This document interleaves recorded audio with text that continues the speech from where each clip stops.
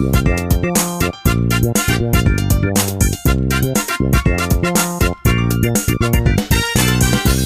semuanya, jadi sekarang kita akan membicarakan tentang peluang dan tantangan bagi Indonesia dalam pajak minimum global. Jadi ada nih satu organisasi internasional, namanya itu Organization Economic Cooperation and Development, atau biasa disingkat tuh OECD. Jadi mereka bikin aturan baru nih soal perpajakan internasional. Tujuannya sih untuk penghindaran pajak oleh perusahaan-perusahaan besar multinasional, supaya mereka tuh bayar pajaknya itu lebih adil.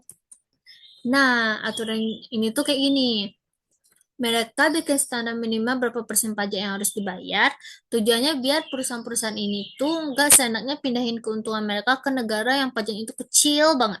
Nah, untuk Indonesia ini ada sisi positifnya sih. Bisa dapat tambahan pemasukan pajak. Tapi ada juga tantangannya, yaitu kita harus mikirin nih gimana caranya biar tetap menarik buat investor-investor asing. Contohnya kayak gini, bayangin aja ya, ada sekelompok teman sedang bermain game online, terus ada nih cuma satu orang yang mainnya jago banget, untungnya banyak gitu. Tapi dia nggak mau nih bagi-bagi keuntungannya sama teman-temannya. Nah, aturan pajak minimum global itu kayak gitu juga. Yang untungnya gede harus bagi-bagi sedikit sama yang lain biar adil.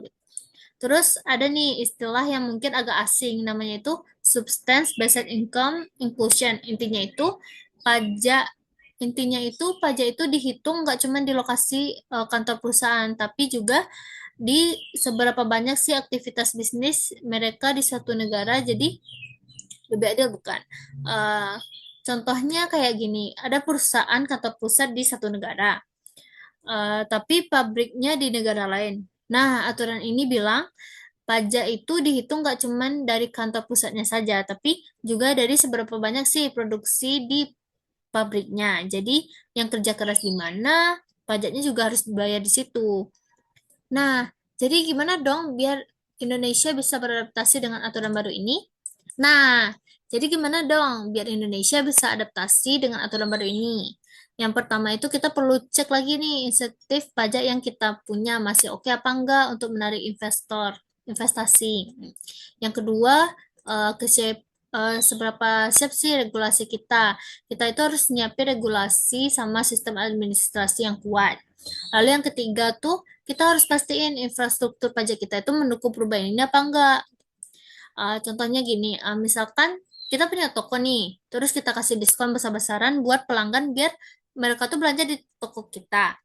Tapi kalau semua toko lain juga kasih diskon yang sama, diskon kita jadi nggak spesial dong. Nah, kayak gitu juga insentif pajak. Kayak semua negara kasih insentif yang sama, Indonesia harus cari dong cara lain buat tetap menarik bagi investor luar. Intinya sih kita itu harus pintar-pintar ya memanfaatkan peluang peluang dari kebijakan ini sambil tetap menjaga daya saing kita. Jangan sampai kita itu malah rugi karena nggak siap ya.